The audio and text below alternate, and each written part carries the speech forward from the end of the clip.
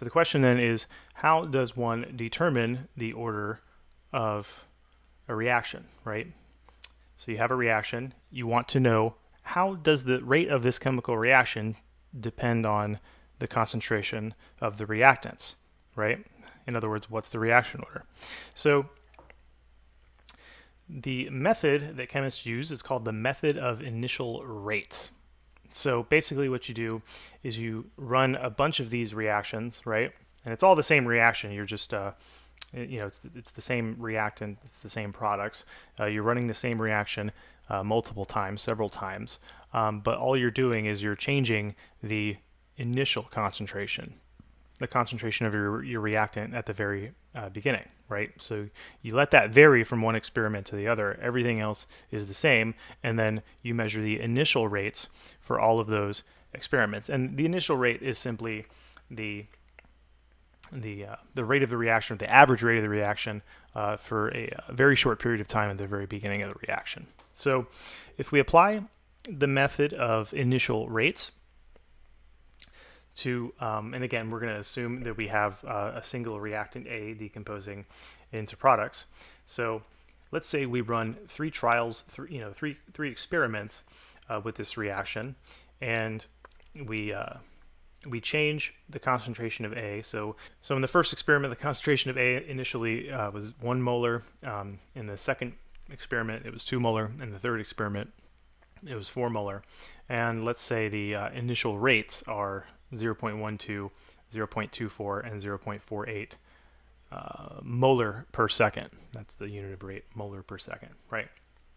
And so how would we use the method of initial rates to solve this problem?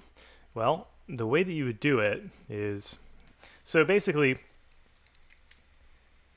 in order to use the method of initial rates, what we're going to do is we're going to compare these experiments, right? So if we're comparing, let's say, the first two experiments, right, what's the difference between the concentration, the initial concentration of the reactant in the first experiment versus the second? Well, going from the first to second, that would represent multiplying by a factor of 2, right? So if we double that, what happens to the initial rate? Well, looks like it doubled also, because this 0.12, if we multiply that by 2, we get this right here, which is 0.24, right? So that's times 2, right? So what do you think this is? What's the order? What do you think is the order of this reaction, right? We have the initial initial rate going up by a factor, the initial concentration going up by a factor, and the initial rate going up by that same factor. What do we think the order of this reaction is?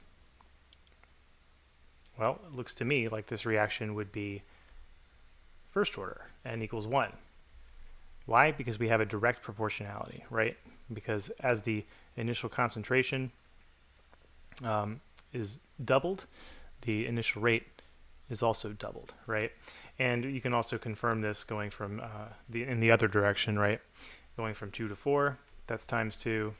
Going from 0.24 to 0.48 molar per second, that's also times 2, right? So this is a first order reaction. And so if we wanted to express the rate law for this reaction, it would be the rate is equal to K times the concentration of A to the first power, or just simply the concentration of A, right? So rate equals K times the concentration of A. Now, knowing that the reaction is first order, we can solve for the rate constant. If we wanted to know the rate constant for this reaction, we could solve for it.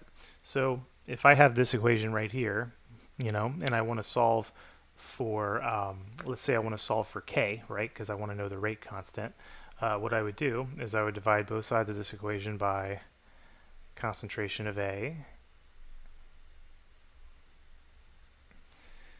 and these two right here will cancel. That'll leave me with nothing but K on this side of the equation, and we will get I want to make sure that I'm still on the page here.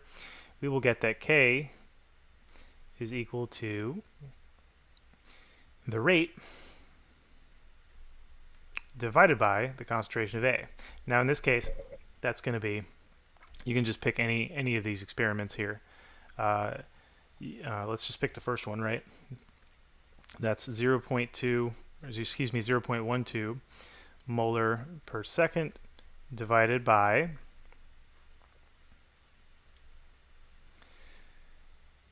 1.0 molar. And these units here will cancel. The molar will cancel with molar. And so we end up with 0.12 divided by 1, which is, I'll write it in green here. This is 0.12. Of course, anything divided by 1 is itself. But one thing that I wanted to touch on here is the unit, right? In this case, the unit is seconds to the -1, or inverse seconds, or reciprocal seconds, right? Because if we have molar per second and we divide that by molar, the unit that we're left with is seconds to the -1, inverse seconds. So that's really important to understand, is that when you have a first order reaction, your rate constant is going to be reported in reciprocal seconds, seconds to the -1. So that would be an example of a problem in which we would use the method of initial rates to determine the rate constant, right? What if we had this one? So let's say we did a different reaction, right, with a different starting material. Unfortunately, I've also called it A. Perhaps I should have called it something else. Calling it A seems to imply that it's the same identity as the last one, but let's just assume it's a new reaction altogether with new materials, right? So we have a similar table to the last problem, where we have the initial concentration of A reported in molar. And let's say we started at 1, we started another one at 2, and we started another one at 4. And look at the initial rate. It looks like it's the same in all three of these cases. So what does that tell you? Well, think about this. It means that the rate does not depend on concentration. And which order did we say was appropriate for that, or was compatible with that with that relationship, that the rate is independent of initial reaction or any kind of reaction reactant concentration? That would be zero order, right? So we know, because reactant concentration, or the rate does not depend on reactant concentration, we know that N is equal to 0. And in this case, we have rate is equal to K times the concentration of A to the 0 power. Of course, anything to the 0 power, is 1, and so we can erase that A, and so the rate is simply equal to K.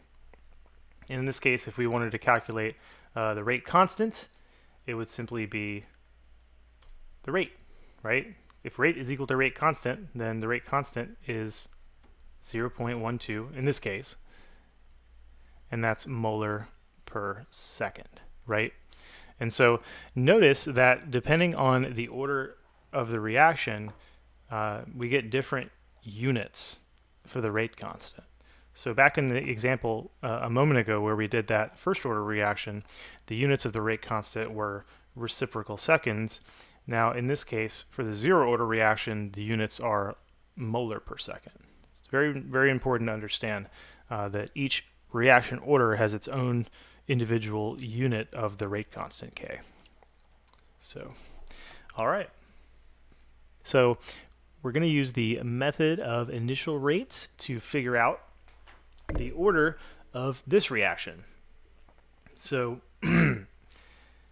if we compare, let's say, the first two experiments. So in the first experiment, we had initial concentration of 1 molar, and in the second experiment, we had an initial reactant concentration of 2 molar. So going from the first to the second, that is increasing by a factor of 2 times 2, right? Now, what's happening to this over here, though, right? Going from 0.12 to 0.48. That is not times 2. That is actually times 4, right? So what about this next one here, right? This one here, initial concentration is 2 molar in the second experiment. It's 4 molar in the third experiment. So this would represent a times 2, right? And over here, what do we have? 0.48, 1.92. What's 1.92 divided by 0.48? Well, I actually know because I did this ahead of time. My mental math isn't great, but I already did this ahead of time. That is times 4, right? So basically what happens is whatever you do to the initial rate, if you're doubling it, right? Or excuse me, I apologize. Whatever you're doing to the initial concentration, right? That is resulting in the initial rate increasing by that factor squared. So in this case, 2 squared equals 4, right? And so the power that the initial concentration is raised to when multiplied by our rate constant is 2. So as Amit correctly pointed out, this is a second order.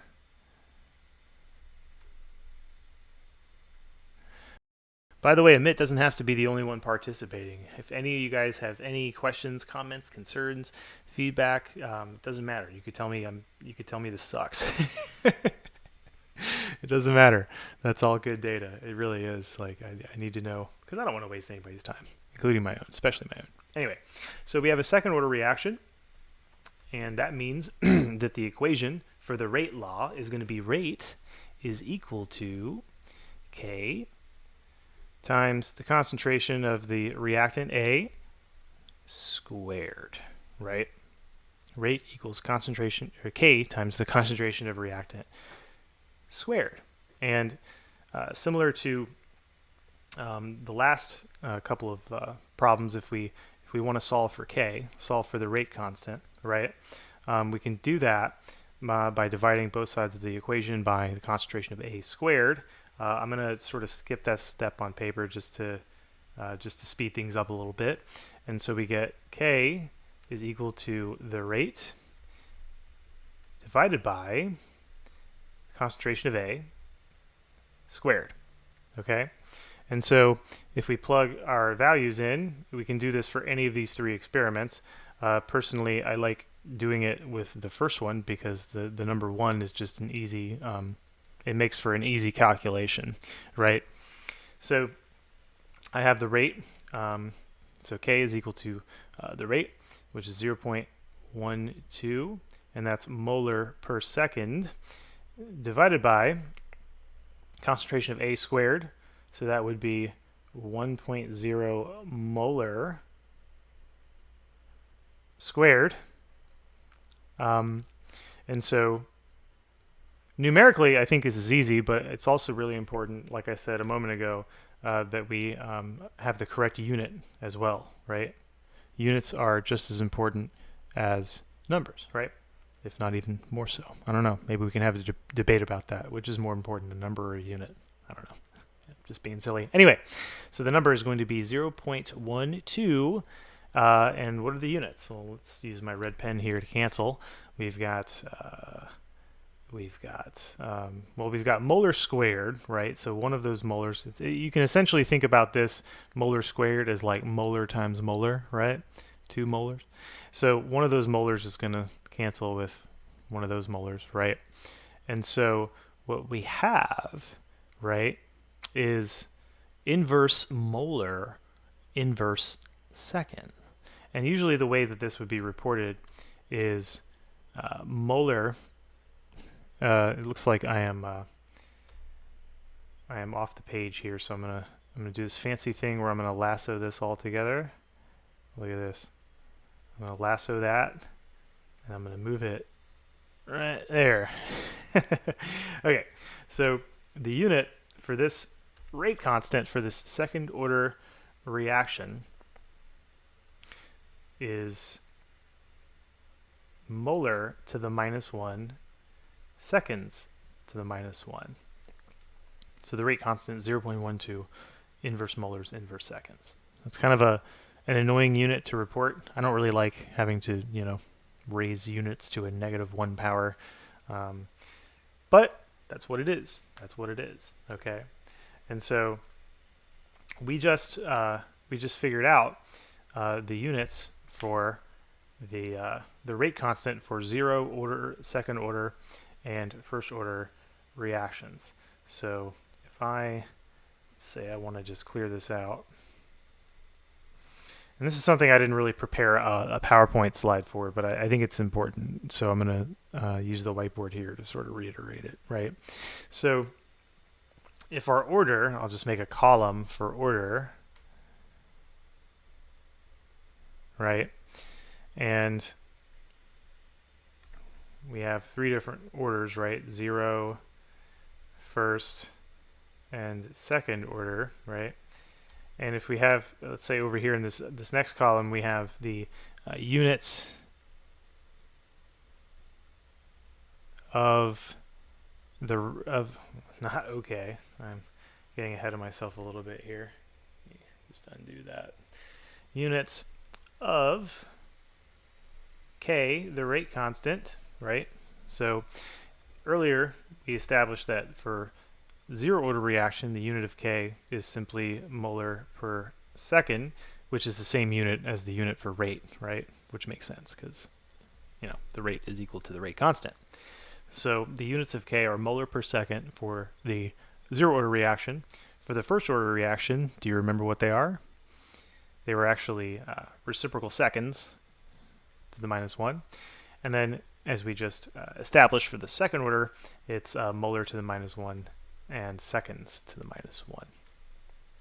So, yeah, each individual reaction order has its own specific units for the rate constant.